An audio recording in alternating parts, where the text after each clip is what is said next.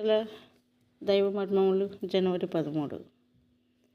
సమూయేలు తైలపు కొమ్మును తీసి వాని సహోదరుల ఎదుట వానికి అభిషేకం చేసెను. నాటి నుండి యెహోవా ఆత్మ దావీదు మీదికి బలముగా వచ్చెను. 1 సమూయేలు 16:13. దావీదు వలనే మనమందరము కూడా భూ సంబంధమైన ఏదో ఒక కుటుంబములో జన్మించి ఉన్నాము. అయితే నీవు పరలోకపు రాజుగా ఉండవలెనని దేవుడు కోరుచున్నాడన్న విషయమును నీవెరుగుదువా? నీ దేవునికి, నీ సృష్టికర్తకు నీ విషయంలో గల అటువంటి అత్యున్నతమైన సంకల్పమును కలలోనైనా నీవు చూడగలిగితివా? దేవుని వాక్యమును చదువుము. అందులో నిన్నెంత ప్రేమించి ఉన్నాడో నీ ఎడల ఆయన కలిగి ఉన్న ఉద్దేశములు నీకు కనబడును. అప్పుడు నీవు సంతోషించెదవు.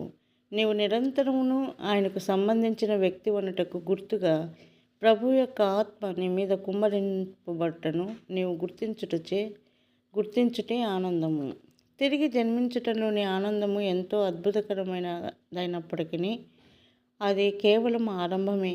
పరిశుద్ధాత్మ యొక్క ముద్రను నీవు పొందినప్పుడు ఆయన నిన్ను ప్రేమించి పిలిచి నిన్ను రక్షించిన ఉద్దేశమును నీవు గ్రహించుదువు. దేవుడు నిన్ను పిలిచి నిన్ను ఏర్పరచుకుని ఉన్నాడనే విషయమును ఎరుగుటయే ఆనందమునకు ఆరంభము. కీడు మీద విజయం పొందుట వలన కలుగు సంతోషము గొప్పదే.